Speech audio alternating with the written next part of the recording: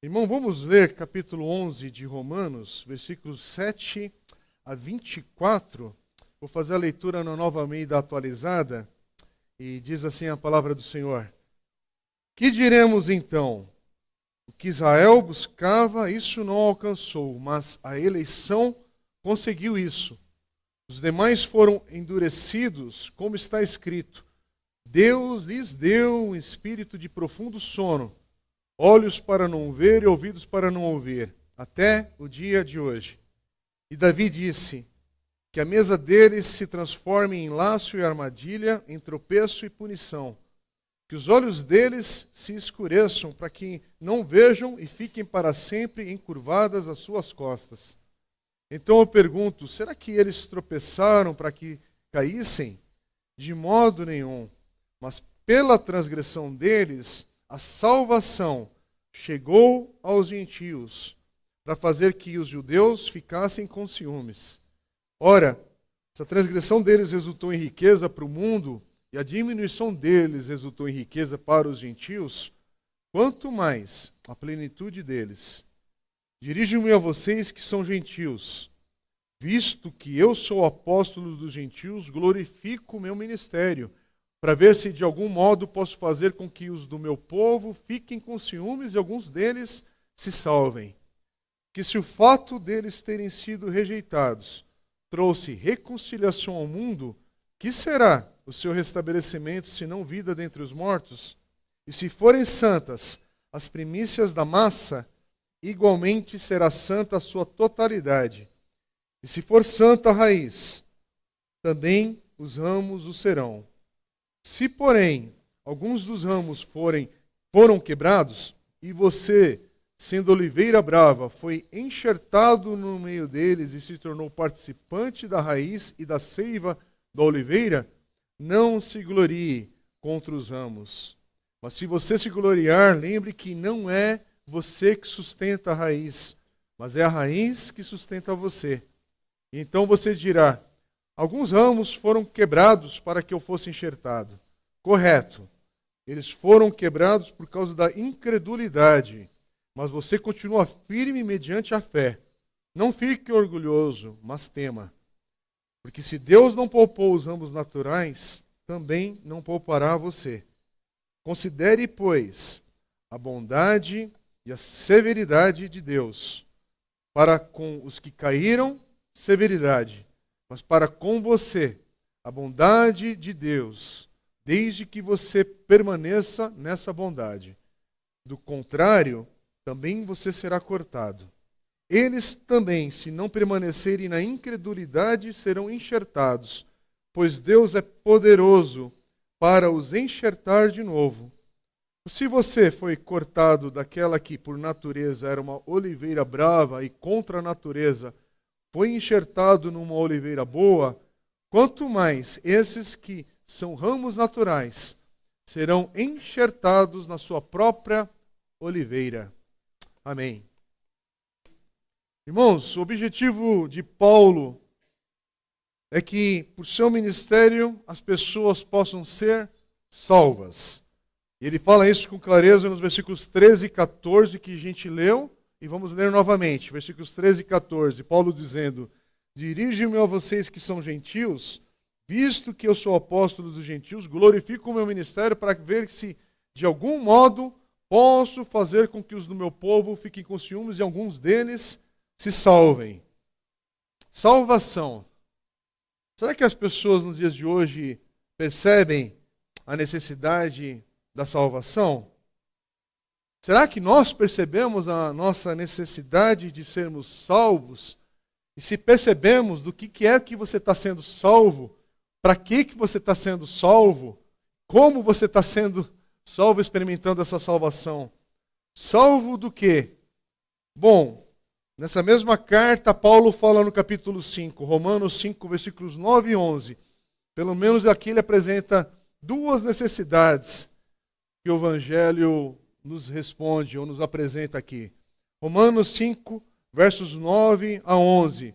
Quando ele diz assim, logo mais agora, muito mais agora, sendo justificados pelo seu sangue, seremos por ele salvos da ira. Ponto. Primeira necessidade. Somos salvos da ira de Deus. E o versículo 10 ele continua dizendo: porque se nós, quando inimigos, fomos reconciliados com Deus mediante a morte do seu Filho, muito mais estando já reconciliados, seremos salvos pela sua vida. E não apenas isto, mas também nos gloriamos em Deus por meio do nosso Senhor Jesus Cristo, mediante o qual recebemos agora a reconciliação. Quer dizer, segunda necessidade, sermos reconciliados com Deus. E sermos reconciliados com Deus de tal forma que há uma alegria no nosso coração agora pelo próprio Deus. Por esse encontro com Deus que é o único capaz de satisfazer nossa alma, nosso coração. Então, uma reconciliação que enche a nossa vida de satisfação. E uma pergunta: teu coração está satisfeito em Deus no dia de hoje? Neste agora, nesse momento da tua vida? Pergunta não é sobre lutas, não é sobre se há dificuldades a serem enfrentadas. Pergunta não é sobre orarmos por alguma situação emergente aqui entre nós, de emergência, que aparece. Luta, tribulação, dificuldade, dor é uma marca da vida. Nesse mundo de queda, mundo caído, mundo sem Deus, isso é uma marca permanente. E se você está em Cristo ou não, lutas estão aí. Basta estar com fôlego de vida. Mas a questão é, você tem experimentado uma vida que foi reconciliada com Deus e por isso é satisfeita nele? Isso é permanente, uma satisfação em Deus. Agora, há uma outra necessidade que o Evangelho também responde, que é a necessidade de ser liberto do pecado, ou liberto do poder do pecado. E é interessante porque não é só sobre ser liberto, ou que Deus nos tira agora a penalidade do pecado, da ira de Deus. Um coração que produz ídolos e outras coisas que substituem o lugar de Deus na vida. Mas é interessante que Mateus capítulo 1, versículo 21, olha só a promessa aqui em Jesus. Ela dará à luz um filho, e você porá nele o nome de Jesus, porque ele salvará o seu povo dos pecados deles. Salvação. Como a palavra de Deus fala e apresenta essa necessidade para cada um de nós repetidas vezes. E esses textos, de novo, não falam sobre sermos salvos da pobreza, sermos salvos da doença. Aliás, hoje oramos por enfermos. Essa semana, irmãos, foi uma daquelas semanas mais intensas na vida da igreja, com irmãos no nosso meio, com necessidades nessa área de cuidado com a sua saúde. Sim, há um espaço, lógico que há uma área aqui que a gente aprende na palavra de Deus sobre orarmos por tudo isso e clamarmos, mas espera aí, não é sobre salvação da violência desse mundo. Na verdade, o Evangelho responde àquela necessidade mais urgente de cada homem, de cada mulher vivo hoje em dia e que já passou por essas gerações passadas. O Evangelho é uma resposta para a necessidade mais urgente que nós temos. Interessante. Recapitular aqui. O Evangelho simplesmente oferece o que mais precisamos agora e para sempre. Primeiro, resgate da ira de Deus. Segundo, liberdade do veneno do pecado. Terceiro, desfrutar um desfrute pleno do ser mais glorioso do universo para sempre, que é o quê? Ter o coração satisfeito no Senhor. É agora, não é no céu. É hoje, começa agora. Com aquelas mentiras do diabo lançadas contra a tua mente, contra o teu coração, às vezes te abatendo, te colocando para baixo, mas saber que não. Se eu estou em Cristo, o Espírito Santo de Deus habita a minha vida. E eu posso ser cheio do Espírito Santo hoje e agora e ter uma satisfação no meu coração que é, apesar das circunstâncias, o Senhor me satisfaz. Apesar de qualquer ciclo que eu esteja vivendo na minha vida, o Senhor me satisfaz. E a questão aqui em Romanos 11 Paulo agora está falando, especificamente destacando a questão da salvação de Israel. E é interessante que há esse peso aqui no coração de Paulo em falar no Romanos 11 sobre a salvação de Israel. E ele fala, não alguns deles, como diz no versículo 14, mas logo a gente vai chegar nos versículos 25 e 26, que dizem assim: veio o endurecimento em parte a Israel, capítulo 11 de Romanos, até que tenha entrado a plenitude dos gentios, e assim todo o Israel será salvo. Eu vou repetir. Todo Israel será salvo. E esse é o peso, é o fardo aqui desse capítulo 11 que Paulo está falando. Lembra como começou?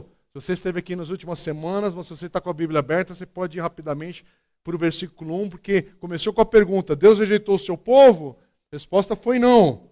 E o resto do capítulo é Paulo explicando e argumentando e defendendo esse seu ponto aqui, sobre que não, Deus não rejeitou Israel. E a razão por que Paulo se importa com essa verdade e esclarecer sobre isso é porque o que está implícito aqui, irmãos, nessa pergunta é a fidelidade de Deus a Israel. E se importa a fidelidade de Deus a Israel, é porque isso implica na fidelidade de Deus a nós, ainda hoje. Presta atenção, se Deus não cumpre a sua palavra a Israel, como é que você pode esperar nele nos dias de hoje? O Deus da tua salvação. Se ele não foi fiel a eles, que começou com eles essa história, essas promessas. Então, qual é a razão para crermos que o Senhor cumprirá a sua palavra a nós? Qual é a conexão aqui? E a conexão é, vou dar um spoiler já da mensagem, é porque nós somos o Israel também hoje. Nós somos parte desse Israel, que é essa parte dessa promessa. Nós fomos agora por causa de Cristo, nós pertencemos a essas promessas. Mas aqui, Paulo está levantando uma questão com o seu povo de nascimento, com o seu povo ali de história. A salvação de Israel, mas ao mesmo tempo ele está falando, essa salvação implica na nossa salvação, nós, gentios. E o versículo 15 e 16, que é onde a gente vai concentrar um pouco agora, é Paulo argumentando sobre essa salvação futura de Israel, que ainda não chegou, mas que vai chegar pela promessa de Deus. Até porque é uma promessa de salvação a Israel, porque há uma promessa que Deus fala na palavra sobre a eleição de Israel como povo de Deus. Olha o versículo 15.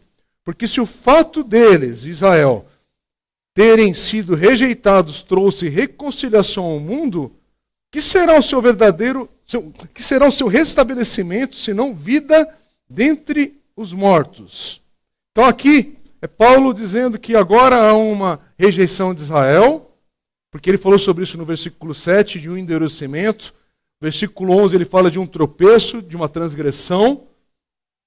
Mas parece que algum dia haverá uma aceitação. Então, qual é a base dessa convicção que Paulo tem? Que um dia Israel será salvo. Interessante que ele vai falar no versículo 16. Se forem santas as primícias da massa, igualmente será santa a sua totalidade. Se for santa a raiz, também os ramos o serão. Então, de novo, tem algumas analogias aqui, irmãos, e a analogia não é para você pegar cada palavrinha, cada letra e querer destrinchar em cima disso.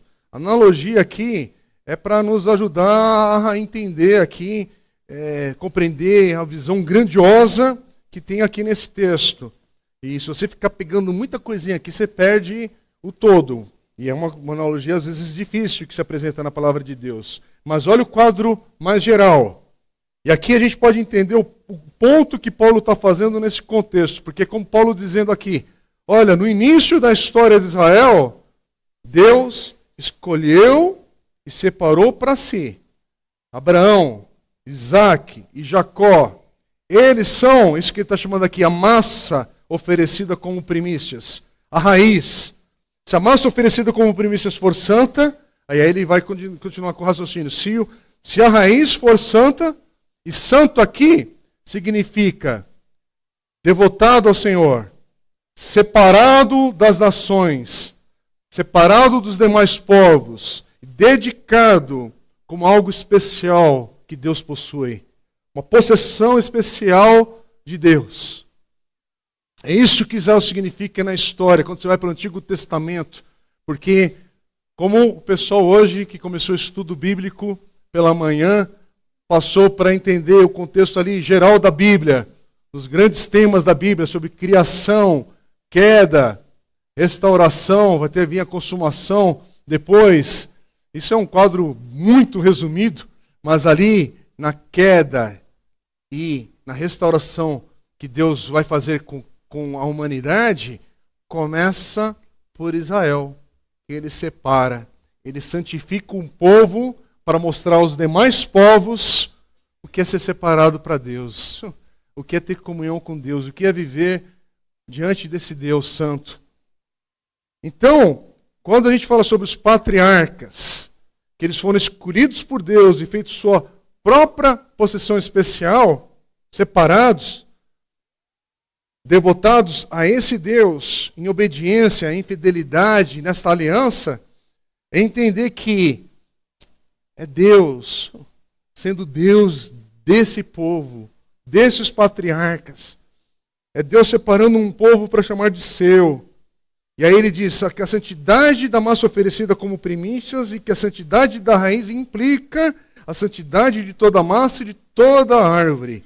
E aí, de novo, nesse contexto, aqui é Paulo, essa confiança de Paulo de que um dia todo Israel será salvo, que alguma geração futura aqui de Israel virá a crer em Cristo, porque a salvação é por meio de Cristo e não tem nenhum atalho para ser reconciliado com Deus se não for Jesus Cristo. Aqui está implícito que, houve uma eleição original, compromisso de uma aliança de Deus com Israel lá no início. E essa santidade de Israel, ser escolhida, separado por Deus no início, implica também que no final, esse povo que desobedeceu, que matou Jesus, que rejeitou os profetas, mas ainda assim, lá no final, esse povo vai passar por uma experiência de salvação. Todo esse povo será um dia ainda santo. Só que todo esse povo é aqueles que virão a confiar em Cristo, que virão a pertencer a Deus por causa de Jesus Cristo. Parte ali será salva, será o verdadeiro povo de Deus. E aí a gente está no capítulo 11. Olha o versículo 28, que nós não lemos hoje, mas vamos ler agora. E semana que vem, Deus permitindo, a gente vai meditar nesse texto um pouquinho mais. Romanos 11, 28 dá uma forte confirmação disso tudo que a gente está falando, quando ele diz assim: quanto ao Evangelho, eles são inimigos de Deus por causa de vocês. Quer dizer, voltando para o versículo 11, quando diz que por meio da transgressão deles a salvação chegou aos gentios. Quer dizer, Israel tem rejeitado o Evangelho e ao mesmo tempo, por causa dessa rejeição, é que o Evangelho nos alcançou. Por causa dessa rebeldia, é que o Evangelho se espalhou com poder para as demais nações do mundo. Mas aí o versículo 28 continua dizendo: mas quanto à eleição, são amados por causa dos patriarcas.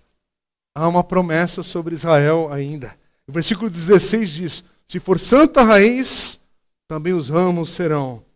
Quer dizer, se Deus escolheu os antepassados ali, Abraão, Isaac, Jacó, os separou para si mesmo com as promessas da aliança, essa aliança eterna.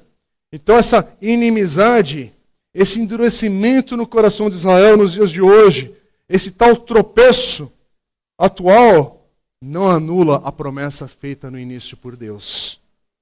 E Deus tem um futuro para Israel como um todo, como nação, porque é promessa de Deus em Abraão, Isaac e Jacó. Agora, como é que Paulo sabe disso? Porque Paulo também leu os profetas do Antigo Testamento, com certeza. Paulo leu onde ali citam os textos da aliança, a história. Ele sabe de tudo aquilo que fala de promessas em Abraão e que são reafirmadas por todo o Velho Testamento. E como isso agora é aplicado ao povo de Israel no seu futuro. Olha só um texto que Paulo com certeza conhecia. Jeremias 24, versículos 5 a 7. O profeta Jeremias falando ao povo de Israel no exílio, na Babilônia, já não estão ali, já está numa fase difícil na vida de Israel, mas ainda assim prometendo um futuro. Jeremias 24, 5 a 7. Assim diz o Senhor, o Deus de Israel: os exilados de Judá que eu enviei deste lugar para a terra dos caldeus são como esses figos bons. Eu os considero bons. Olharei para eles favoravelmente e os trarei de volta para esta terra. Eu os edificarei e não os destruirei. Plantarei e não arrancarei. Eu lhes darei um coração para que me conheçam, para que saibam que eu sou o Senhor. E eles serão o meu povo, e eu serei seu Deus, porque se voltarão para mim de todo o seu coração. Os estudiosos do Velho Testamento dizem que esse texto ainda não aconteceu, mas que Deus, possivelmente falando aqui por meio dos profetas, e no caso de profeta de Jeremias, é algo que viria ou que virá a acontecer em etapas. Porque assim que é a perspectiva de profecia bíblica, que muitas vezes vê o futuro como uma cena, mas não é uma cena apenas, e vem outra cena da mesma verdade, e vem outra cena, e outra cena, e aqui é uma dessas cenas. E aí a gente pode ir para Jeremias ainda, capítulo 31, um capítulo cheio de esperança para Israel. Um futuro que vai além de tudo que eles já experimentaram e que ainda também não se cumpriu. É aqui falando no versículo 2 e 3. Assim diz o Senhor: o povo que se livrou da espada obteve favor no deserto, e eu irei e darei descanso a Israel. De longe o Senhor lhe apareceu dizendo: com amor eterno eu a amei, por isso com bondade a atraí. Aí versículo 10 e 11. Aquele que espalhou Israel o congregará e o guardará, como um pastor faz com o seu rebanho. Porque o Senhor redimiu Jacó e o livrou das mãos do que era mais forte do que ele. E aí no versículo 20 vai dizer assim: não é Efraim o meu filho querido, o filho das minhas delícias? Pois sempre que falo contra ele, lembro dele com ternura. E veja ainda, versículos 31 e 33. Eis aí vem dias, diz o Senhor, em que firmarei nova aliança com a casa de Israel e com a casa de Judá. Versículo 33. Na mente lhes imprimirei as minhas leis, também no seu coração. As inscreverei e eu serei o Deus deles, e eles serão o meu povo.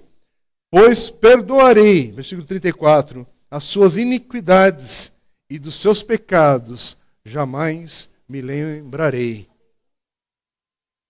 É interessante que em parte temos experimentado já parte dessa profecia, mas em parte ela há de ser completada em breve. Em breve. E guarde esse em breve. Porque estamos 2000 anos mais próximos do cumprimento dessa palavra. Ouça o que se segue depois aqui. Dirigindo-se às mesmas pessoas, versículo 35 em diante vai dizer assim: assim diz o Senhor, que dá o sol para a luz do dia e as leis fixas, a lua e as estrelas para a luz da noite. Versículo 36. Se essas leis fixas falharem diante de mim, diz o Senhor, também a descendência de Israel deixará de ser uma nação diante de mim para sempre. E assim diz o Senhor, se puderem ser medidos os céus, lá em cima e sondados os fundamentos da terra cá embaixo, também eu rejeitarei toda a descendência de Israel por tudo que fizeram, diz o Senhor. Em outras palavras, é Deus afirmando que não rejeitará Israel pelo que eles fizeram. Ah, irmãos, que promessa! E de novo, estamos vivendo dias que muito se fala naquela região, nesse Israel de agora, e muitas pessoas que falam contra Israel, muitas pessoas que, enfim, por diversas razões. O texto não fala que, quando você ouve falar sobre morte de crianças e morte de um lado e de outro, é para nós tomarmos lados e não nos importarmos com erros políticos, erros de guerra, erros disso, erros daquilo outro. Até porque essa nação que a gente está lendo do Velho Testamento e aqui no contexto do Novo Testamento, uma nação rebelde. Uma nação que vem a palavra de Deus e desobedece. Vem a palavra de Deus e desobedece. Vem a palavra de Deus e mata os profetas. Vem a palavra de Deus e persegue. Vem a palavra de Deus e adora outros deuses. Mas ainda assim é um povo que tem a promessa de Deus. Então, antes de você também acelerar aí, e muitas vezes baseado em ignorância, porque tem gente que nem entende a formação do Israel atual como nação, e nem entende o que foi aquela guerra dos 7 dias e o milagre de Israel hoje geográfico existir. E é um dos cumprimentos de profecias bíblicas que tínhamos no passado, que foi cumprido em um dia, em uma decisão, porque é povo de Deus. E o que você vê hoje há nações no entorno desse Israel geográfico que querem a destruição desse Israel geográfico, mas não é por causa de Israel por Israel. É porque o que esse Israel representa. Na verdade, são nações que se levantam sempre contra Deus. Contra o povo de Deus. E há muita coisa espiritual ali acontecendo. E o que a gente faz? Irmãos, a gente não faz post para compartilhar a ignorância. A gente ora, a gente clama por misericórdia. Porque é lógico que há dor, há muitas coisas, enfim, que a gente não domina, que a gente não tem como saber, que a gente não controla. Mas a gente clama por misericórdia e graça. E ora, e continua orando. Senhor, tem misericórdia de Israel e tem misericórdia das demais nações ali. Porque nós oramos por Israel e pelos gentios. E os gentios que nós fazemos parte, mas hoje fomos enxertados agora nessa raiz de Israel. É isso, irmãos. É muita coisa aqui para a gente falar. Então aqui não é sobre se você é de direita, de esquerda, se você é isso ou aquilo, se você é árabe ou aquilo outro. Não é sobre etnia. É algo maior. É algo sobre o que Deus tem feito.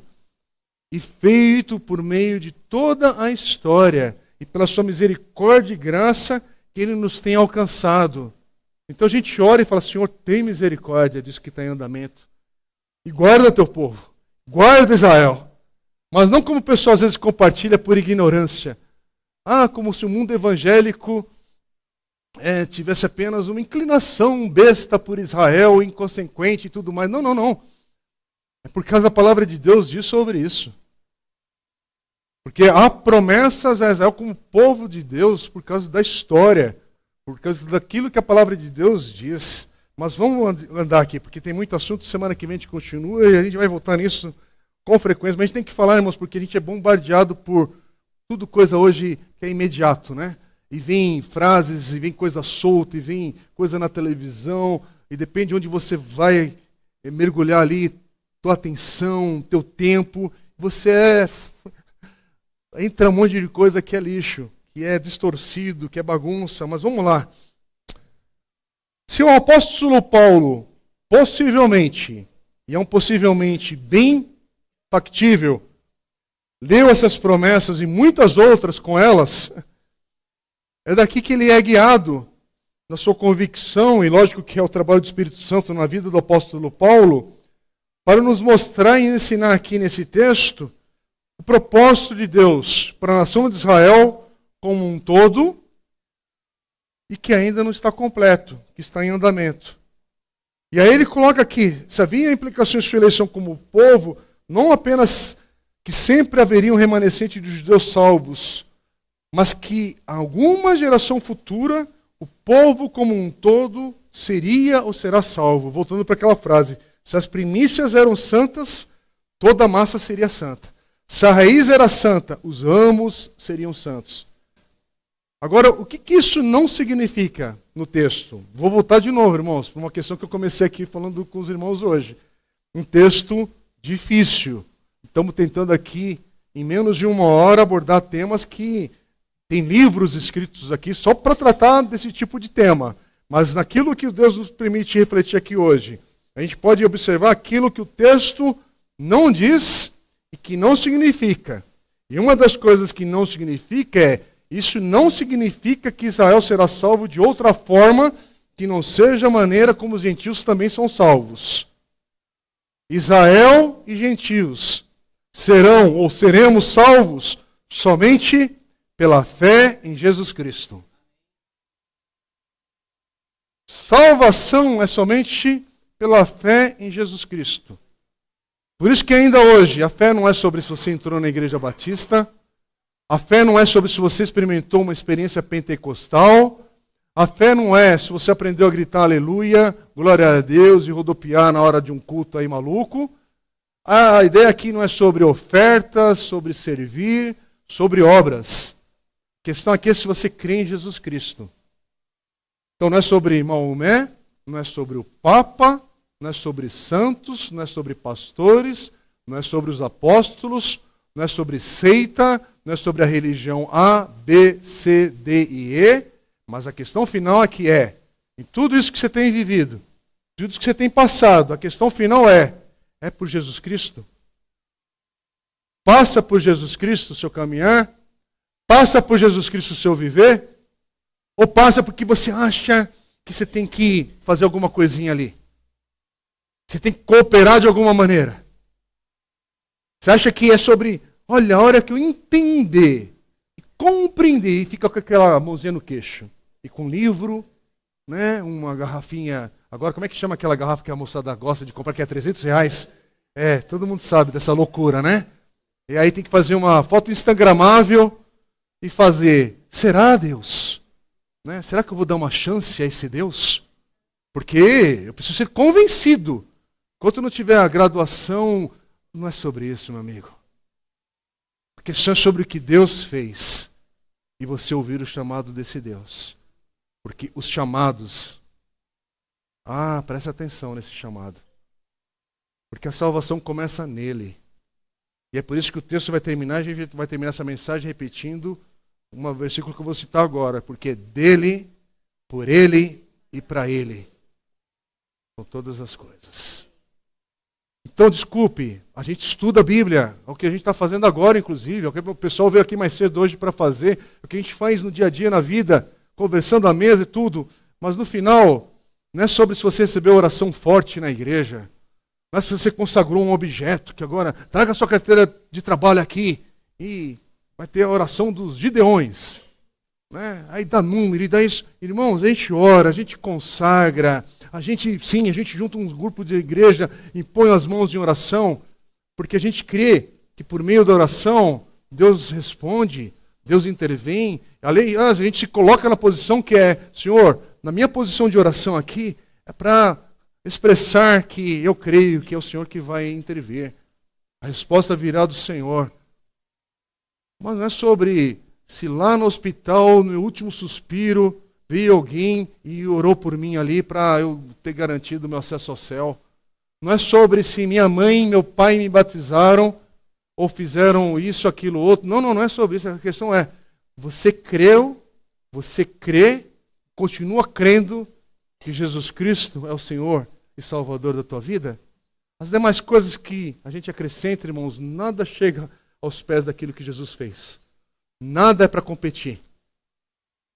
A gente caminha numa igreja local, a gente congrega, a gente serve, a gente oferta para a igreja local onde Deus nos coloca continuar a prosseguir, a gente envia como obra missionária, como ações que são feitas nesse mundo, a gente junta cesta básica, a gente presta atenção em alguns avisos para saber onde pode ajudar, por quem pode orar, onde pode amar, servir e externar isso que Deus tem feito na nossa vida, porque Deus fez algo na minha vida primeiro. Aí eu externo essa verdade. Mas não eu faço para ter certeza que Ele fez. Ele fez. Isso muda tudo. Alguém que é salvo, a vida muda. Alguém que é transformado. Irmãos, quem estava morto e agora tem vida, não é um defunto que continua andando. Que agora está com uma robótica nele e sai ali, né? Não. Onde havia morte por causa de Cristo Jesus, agora tem vida. Quem era cego, agora vê em Cristo Jesus. Há um milagre da salvação. E esse milagre da salvação transforma a vida. Por isso que eu não posso viver na pornografia e continuar preso a essa vida da pornografia que destoa toda a nossa sexualidade, distorce, aliás, toda a nossa sexualidade, valores e dignidade humana e achar que eu posso continuar sendo uma prostituta, alguém do meio de toda essa erotização e achar que ali eu sou ainda um discípulo de Jesus. Não, há uma mudança, uma ruptura com a maneira de viver. Antes eu vivia dessa maneira e agora em Cristo eu sou nova criatura. As coisas velhas já passaram. É por isso que corrupção e dízimo da corrupção é coisa de Satanás no nosso meio. Em nome de Jesus, nós não aceitamos isso. Então alguém que vai para uma bancada política e fala, e fala, e fala em nome de Jesus, mas a vida distancia dessa verdade porque está envolvido em éticas erradas, em conduta errada, em vida de roubo, de escândalo, de poder, de estrago. A vida está mostrando que não foi transformado. Apenas aprendeu o linguajar gospel. Aprendeu em marcha gospel aqui, em marcha não sei aonde ali. É por isso que você vê uma igreja que vai para uma marcha, mas está com a marcha ré ligada. Ela não avança, ela recua, retrocede. Não é interessante esse negócio? Então por quê? Porque entre falar e a vida ter sido alcançada por Jesus, há uma incoerência. Então a questão é o seguinte, não é se você... Eu vou botar nesse rótulo, irmãos, porque a gente rotula muita coisa. E então não é sobre a igreja certa que você está alcançando, porque toda igreja nós estamos caminhando pela misericórdia de Deus, irmãos. Quando a gente se reúne aqui, sempre é um milagre do Senhor na nossa vida, que nos preservou entre um domingo e o outro, e a gente vai avançar para a próxima semana. Tem muita dificuldade, muita situação, muito dízimo daquilo outro. Por quê? Porque sim, o Espírito de Deus habita em mim. Sim, eu estou caminhando em santificação, sendo transformado dia em dia. E cada vez mais eu quero parecer como Cristo. Mas ainda há uma luta da carne na minha vida. A gente sofre ainda a consequência de estar nesse mundo. Então está firme hoje, cantando, glória a Deus, bendito seja o Senhor. Amanhã é segundona. Você pode acordar e bater o carro. Você pode acordar e o que você comeu na noite passada te fazer mal. Coisas que estão e não estão no nosso controle. Por quê? Porque as variáveis da vida são absurdas. Mas elas não alteram a minha satisfação nesse Deus da minha salvação. Não confunda estar satisfeito no Deus da minha salvação com a incoerência da vida. Que hoje eu estou aqui com a D, aí amanhã a gente pode ter uma briga, como casais têm. Você sabia que casais brigam, irmãos? Sabia que é uma verdade da vida? Ah, mas é um casal de Jesus. É um casal de Jesus que briga. E tem que experimentar graça, misericórdia, reconciliação e prossegue. Porque basta você casar com quem aqui conseguiu ficar 50 anos ou mais de casado para entender que é uma vida de milagre, não é? E aí, qual que é o segredo? O segredo é Jesus. É saber que é pela graça que nós estamos de pé. É saber que se não houver perdão, a casa cai. E na igreja é isso, irmão. Se não tiver perdão nos nossos corredores, no nosso ajuntamento, na nossa mesa, quando um irmão falha com a gente, irmão, se a gente for dar a mesma pedrada que levou, misericórdia. E o que a gente faz? Opa! Aquela palavra graça é para experimentar agora. Engraçado que não fala, então, você começa a experimentar a graça apenas quando você completar 18 anos, tá bem? Enquanto você não tiver 18 anos de idade, você está isento dessa caminhada em Jesus. Não, é para nossas crianças, adolescentes, jovens, adultos, e ninguém ganha diploma da caminhada na graça de Deus. Até a vida adulta. É vigiando, é cuidando, é amando, é servindo, é se doando e prosseguindo. Por quê? Porque a salvação que Deus iniciou em mim, aliás, a obra que Ele iniciou em mim, Paulo promete que, também na palavra de Deus aqui, que Ele há de cumprir, há de completar. Ele não vai te largar pela metade da sua jornada. Irmãos, não tem ninguém que vai chegar à presença do Senhor, e quando a gente fala presença do Senhor, que a gente fala do céu, mas não pense em céu da maneira bobinha, como anjo cantando com uma harpa, tocando, e nuvens para lá e para cá, porque o céu é estarmos na presença plena de Deus, para todo sempre. E aí, entre aquelas coisas da palavra de Deus que são lindas, e que a gente para às vezes de continuar olhando, porque haverá novos céus e nova terra. Então, nesse aguardar por novos céus e nova terra, irmãos, que bonito que o Senhor, Ele não interrompe. Ninguém chega lá como algo que, que pena que a tua vida foi interrompida no domingo 30 de março. Né? Porque Deus tinha tanta coisa para realizar ainda através de você. Não fecha, irmão, esse negócio. É a gente, na nossa humanidade limitada, que sente a dor do impacto, lógico, quando um jovem é ceifado no início da sua vida, mesmo quando um idoso parte, a gente sente a dor da separação, porque isso é a nossa fragilidade humana, porque a morte é uma invasão na vida. Não era para ser dessa maneira, não era para ser assim. Então há uma coisa em nós que luta contra esse dia, luta contra esse momento. Mas, contudo, ninguém vai chegar ali antes da hora. Por isso, irmão, pode levantar a mão ao céu quando está no louvor, que o anjo não vai vir te levar naquele dia lá por acidente. Porque tem irmão que tem medo de levantar a mão, pensando que é hoje que o Senhor me leva. Né? Então eu vou cantar sempre enrijecido, duro, né? Não expresso nada, misericórdia. Canta, celebra, vive, e vive o hoje. Porque essa preocupação da tua mente, essa loucura da ansiedade do teu coração, essa loucura do momento que a gente vive, irmãos, de problemas emocionais que a gente está carregando, que a graça e a misericórdia do Senhor te renove hoje. Que o Senhor te renove as suas forças hoje. Por quê? Porque Ele te salvou já do poder do pecado. Ele te salvou da ira de Deus. E Ele já invadiu tua vida com essa satisfação maravilhosa e plena do Deus vivo que habita cada um que é filho dEle. Todo que é nascido de Deus. Todo que é nascido de Deus tem o Espírito Santo. E isso é uma certeza que fala, é para a minha vida hoje, no estágio que eu estou vivendo hoje. E aí eu vivo com uma esperança, porque o Deus da minha salvação, que prometeu, inclusive para esse Israel rebelde, diz que ainda vai cumprir as suas promessas para esse Israel. Então, irmãos, quando eu olho com os olhos da vida para algo que é palpável, que é tangível, porque a história desse Jesus tem data, tem encarnação, tem cumprimento de profecias. Não é uma ideia, não é um texto que pessoas se juntaram ao redor de uma mesa. Olha, tem que ter muita criatividade. É a mesma coisa que pensar que você fechou uma sala cheia de macacos, com uma máquina de datilografar das antigas, da Olivetti, e de repente surgiu o dicionário Aurélio, completo, explicando tudo da língua portuguesa. Esse que é o absurdo que muita gente que pensa que isso aqui é um ajuntamento de gente brilhante ou ignorante que escreveu a palavra de Deus. O que você está falando tem que ser um milagre maior para acontecer por causa de tantos autores diferentes, épocas diferentes e as coisas todas caminhando, apontando para Jesus. E sendo cumpridas em Jesus. E aquelas coisas que serão ainda cumpridas. Então vamos voltar aqui para o texto que eu preciso terminar. Olha que interessante. Então, essa verdade sobre Israel significa que não importa se você é judeu ou gentil, todos serão salvos apenas mediante a fé em Jesus Cristo.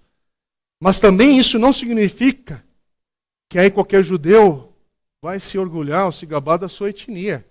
Porque eu sou judeu, porque eu sou parte desse Israel.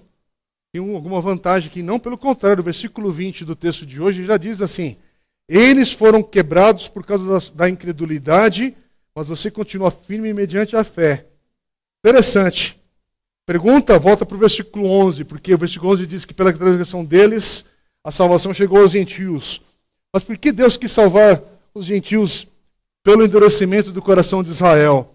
Irmãos, porque Deus quis ensinar de alguma maneira, uma das explicações, uma das possíveis respostas, por favor, não há uma resposta, mas uma das possíveis respostas é que Deus quis ensinar todas as nações, e a Israel inclusive, que não é o judaísmo que salva, não é o Islã que salva, não é a sua compreensão religiosa que leva à salvação, não, nada daquilo que é elaborado pelo homem, por qualquer indivíduo aqui, vai ser algo que a gente pode reivindicar que finalmente eu gabaritei sobre as minhas ideias, sobre Deus. Não, não.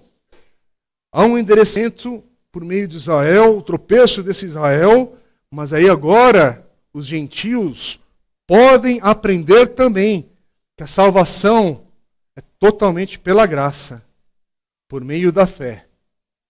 Não é baseado em origem étnica, cultural, religiosa de ninguém. Então a questão não é descobrir se Deus é brasileiro. A questão é entender, é a graça de Deus que nos sustenta. É por isso que essa é uma maneira de quebrar todos nós, irmãos. Não é sobre a fé que você nasceu, é saber se você hoje caminha pela fé em Jesus Cristo. Ah, porque eu nasci assim. Ah, porque eu nasci não sei o quê. Ah, porque meu pai e minha mãe me ensinaram isso aqui. Não é sobre isso. A questão é se você entendeu hoje que é pela graça, por meio da fé, não por qualquer obra ou qualquer coisa étnica. Senhor, não é sobre ser judeus ou gentios. É entender que Deus fez tudo isso, projetou tudo isso para continuar demonstrando que Ele é que tem o poder e pode salvar tanto os judeus quanto os gentios se confiarem em Cristo, seu Filho amado Jesus. Em outras palavras, irmãos, toda a história da redenção, toda a história redentora é projetada do começo ao fim para pôr um fim em todo orgulho humano. Não tem como você chegar diante do Senhor orgulhoso. Não tem como bater no peito e falar, eu gabaritei todas as questões da vida. Porque eu estudei, porque eu fiz, porque não sei o quê. Agora, aí, Senhor, abre as portas, hein? Cheguei. Que nem aquele, tem um meme de um menininho, né? Que fala, Brasil, cheguei. Né? Já pensou você fazer isso lá no céu? Pedrão, cheguei. Chegou como? Só se for por meio de Jesus. Só por meio de Jesus. Não é porque você era amigo do pastor tal. Não é porque você era amigo do papa tal. Não é porque você era... porque meu avô fundou tal igreja lá no sertão. Então, o avô fundou. Mas e você? O que fez com a tua vida? Então, não tem como chegar com nenhum orgulho humano diante do Senhor, irmãos. Não é sobre ser judeu e seguir o judaísmo. Não é sobre a sua etnia, se era gentil assim, o assado. Irmãos, a questão é entender o que é a graça. O que é a salvação que Deus inicia. E o que é a gente ter tudo isso pela fé. Pela fé. Gratidão que envolve o nosso coração. Humildade que envolve o nosso coração. Para a gente dar o próximo passo, que é dar glória a Deus. É como Paulo vai terminar e a gente vai dedicar uma mensagem inteirinha só sobre essa doxologia, esse louvor a Deus que termina o capítulo 11 de Romanos aqui. Deus permitindo, daqui a 2 domingos. Mas hoje eu quero terminar já citando esse versículo. Romanos 11, 36. Porque dele, por meio dele, para ele são todas as coisas. A ele seja glória para sempre. Amém. Aqui não diz se você é católico, se você é crente, evangélico, espírita, isso, aquilo, político, partidário, formado, analfabeto. A questão é, você consegue hoje olhar para Jesus Cristo e dar ao Senhor glória para sempre? Esse é o ponto, meu irmão. Esse é o ponto a você que nos visita hoje, com todo carinho e respeito. É a única coisa que a gente tem aqui para compartilhar. Aliás, a essência, né? Porque tudo demais deriva dessa verdade. Se estamos aqui de pé hoje, é por causa de Jesus Cristo. Irmãos, porque eu já tomei tantas decisões erradas na vida que me levariam para um outro lugar, inclusive para fora dessa comunidade. Para essa comunidade nem existir, nem a minha família existir, muito menos eu saberia onde eu estaria hoje se Deus me tivesse deixado à mercê das minhas decisões e orações. Por favor. E orações que eu coloquei, Senhor, se o Senhor fizer tal coisa.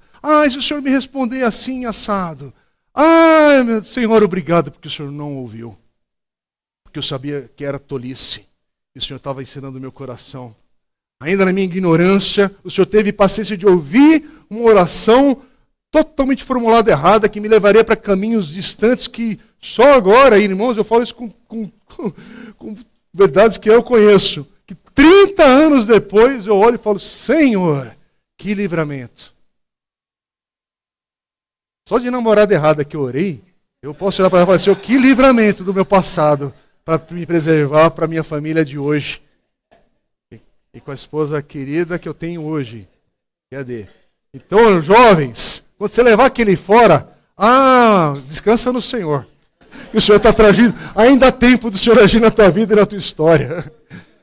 Porque, irmãos, se Deus levasse em conta, até o jejum, sabe você jejuar por um negócio, insistir, e aí termina aquele ciclo e falou, Senhor, era sério, eu jejuei de verdade, era para valer, mas não veio a resposta como você estava pensando. Irmãos, que essas experiências apenas nos levem mais próximos do Senhor, mas não para longe. Já que o Senhor não me respondeu, eu vou ficar de mal por 3 meses. 3 meses sem ir à igreja, 3 meses sem oferta, 3 meses sem tocar. Aí vamos ver se lá no céu as coisas aprenderam. Não dá. Porque parece que às vezes a nossa atitude é essa, né? Estou obrigado com Deus. Como assim? Estou obrigado com Deus? Estou obrigado? Estou obrigado com a igreja. Eu entendo às vezes alguns dos nossos conflitos, mas misericórdia. É tempo da gente amadurecer, irmãos. Não é tempo da gente viver no raso da fé. A gente está vivendo os dias e tempos que, misericórdia, Senhor, é preciso que a gente mergulhe em águas mais profundas com o Senhor. Experiências mais fortes com Deus no teu hoje. Sabe que, irmãos, eu entendo, porque eu tenho, se a gente sentar para conversão, numa oportunidade de pregação, eu tenho exemplos para compartilhar com a igreja. Poxa, na minha infância, Deus fez isso, aquilo outro. Na minha adolescência, Deus fez isso e tal. Mas eu quero contar do que o Senhor fez nessa semana que passou. E às vezes a gente não percebe, olha, talvez eu não lembre de nada grandioso, que não vai dar tantos likes, esse testemunho. Mas o Senhor me preservou entre o domingo passado e hoje. Pela misericórdia do Senhor eu estou aqui. Eu estou com fôlego de vida. Bendito seja o Deus da minha salvação. E por que eu estou com fôlego de vida? Para prosseguir nos próximos dias que assim o Senhor me dá. Agora eu vou ficar pensando o que vai acontecer semana que vem? Sim, eu penso porque, dentro da lógica aqui, a família, a escola, a despesa de mercado, a igreja a acontecer domingo que vem, então entre um domingo e outro as coisas vão acontecendo na minha vida, na sua vida, e todo mundo. Mas por outro lado, sim, Senhor, eu vou cuidar de algumas coisas que estão claras aqui, coisas que eu estou sonhando também. Mas em tudo, em todas as coisas, dele, por ele, para ele, são todas as coisas. E eu descanso, porque eu sei que, Senhor, enquanto eu tiver o fôlego de vida, porque os teus propósitos na minha vida ainda estão em andamento. Estão em andamento. Então, Senhor, que dor, que situação terrível que passamos nesses últimos dias. Mas o Senhor me sustentou e guardou. Bendito seja o Deus da minha salvação. Senhor, o Senhor respondeu aquela oração. Oramos por tantos anos, como a irmã Val testemunhou hoje. Oramos por tantos anos, ou por tantos dias, ou por tantas horas. Oramos apenas hoje, o Senhor assim já renovou as forças, já respondeu alguma coisa. Louvado seja o Senhor, irmãos, porque a gente não está fazendo uma tabela periódica ou de estatística daqui para lá para saber, olha, parece, irmãos, que o Senhor respondeu 30 orações nessa semana. O negócio está devagar, hein? Vamos juntar o grupo de oração e vamos fazer isso, porque semana que vem precisamos dobrar esse quadro. Que lógica maldita humana que é essa? Que a gente traz para a religião, para a vida que não deveria ser assim, para a nossa vida com Deus. Porque quando eu falo religião, esse é o mecanismo da religião. Quantificar é descobrir se os 10 mandamentos são 10 mandamentos mesmo. Tem pegadinha, Senhor? Tem mais coisa ali? Porque se tiver 11, já não estou afim, não. Não é sobre isso. Não é sobre isso. Então, sabe, a tua vida, meu irmão, minha irmã, meu amigo, minha amiga, não sei onde é que você se enquadra em tudo aquilo que a gente está falando hoje. Mas esse texto é para falar, leve a sério a história. Porque a história que está aí conta, acima de todas as coisas, os feitos do Senhor. Desde a criação até os dias de hoje e para onde a história está indo em direção. Nenhum evento é por acaso, é solto na vontade de Deus, aleatório. Por acaso, tal coisa aconteceu. Não. Os feitos do Senhor, sua criação, a queda, agora a sua restauração de todas as coisas e a consumação que está por vir, pela redenção que nós temos agora em Cristo Jesus, que já veio, morreu, ressuscitou e voltará. Esperança da igreja?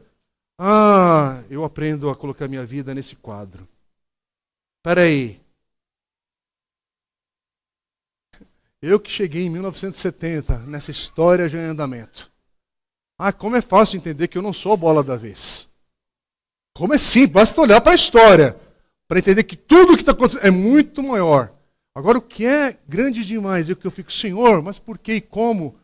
Apesar de tudo isso, o Senhor ainda me chama para me inserir nessa história. E eu tenho promessas do Senhor agora para a minha vida, para a minha família, na igreja que é do Senhor. E aí experimenta esses desdobramentos na igreja local, na caminhada de fé, onde Deus nos coloca com mais irmãos e irmãs. E entende que a minha história agora é conectada com a tua. Porque Ele não nos fez apenas um povo para ser chamado de indivíduos. Sim, a tua salvação é importante, a tua experiência individual, mas aí Ele te chama para um povo, para a igreja do Senhor. Então tudo é muito maior. E esse capítulo é isso, sim, Deus tem promessa para esse Israel, inclusive esse Israel que a gente está ouvindo e vendo, e fala, e pensa, e tem dúvidas, enfim. Tem promessas que ainda serão cumpridas ali, então presta atenção, porque há promessas que estão sendo cumpridas, e isso não parou ainda. Mas acima de todas as coisas, baixa a bola. Diante de tanta coisa assim, é tempo também da gente olhar e falar, eu preciso de um coração mais humilde, um coração mais grato, um coração que olha para as minhas condições de hoje, e em vez de eu pensar de uma maneira amarga, convidar a gratidão a entrar no meu coração, convidar a humildade a entrar na minha vida, porque irmãos, é a humildade que nos faz andar aqui como igreja todos nós juntos. E aí um se exalta sobre o outro não passa por cima do outro. E se acontecer, que haja perdão, graça e misericórdia se renovando, porque a gente olha para esse Deus santo e poderoso, que nos chamou também para sermos santos. Como Ele falou com Abraão, Isaac e Jacó, e santificou uma nação, um povo, como exemplo. E agora nos enxertou nessa verdade. Bendito é o Deus da minha e da tua salvação. Pergunta você pode dizer isso, que Ele é o Deus da tua salvação? Vamos ficar em pé e orar?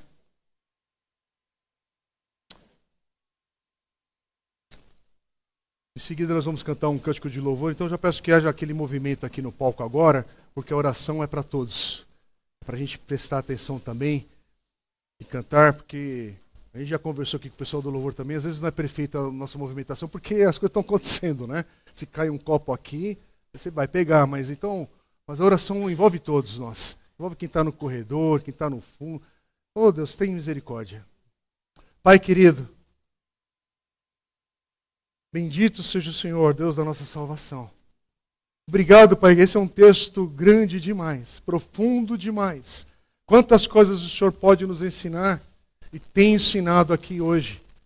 Não só hoje, como toda essa oportunidade que o Senhor tem nos dado de aprender nessa carta de Paulo aos Romanos. Obrigado, Senhor, porque cada encontro tem sido precioso. Mas hoje, Pai, obrigado porque a gente vê que a história é algo grandiosa demais, grande demais.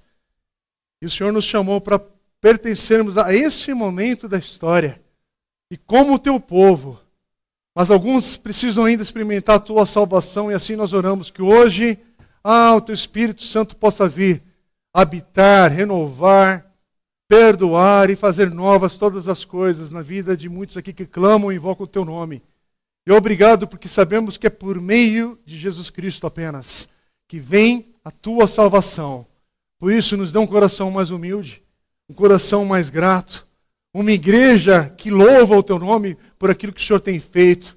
É isso que queremos fazer, louvar o teu nome agora, engrandecer o Senhor e prosseguir. Por isso nós oramos que o Senhor preserve nossas vidas, que o Senhor preserve esta igreja, nossas famílias, nossas crianças, jovens, adultos, idosos. Que o Senhor preserve e guarde o teu povo espalhado do mundo afora, porque damos ao Senhor toda a honra, glória e louvor, porque reconhecemos que o Senhor é o Deus da nossa salvação e tudo que o Senhor fez e já cumpriu em Jesus Cristo e por aquilo que ainda será cumprido, pela fé. Assim aguardamos, assim esperamos e assim pedimos pela misericórdia do Senhor, que o Senhor renove nossas forças, que o Senhor renove os nossos ânimos, que o Senhor nos abençoe nessa semana que começa. Bendito seja o Senhor hoje e sempre. Amém. Amém.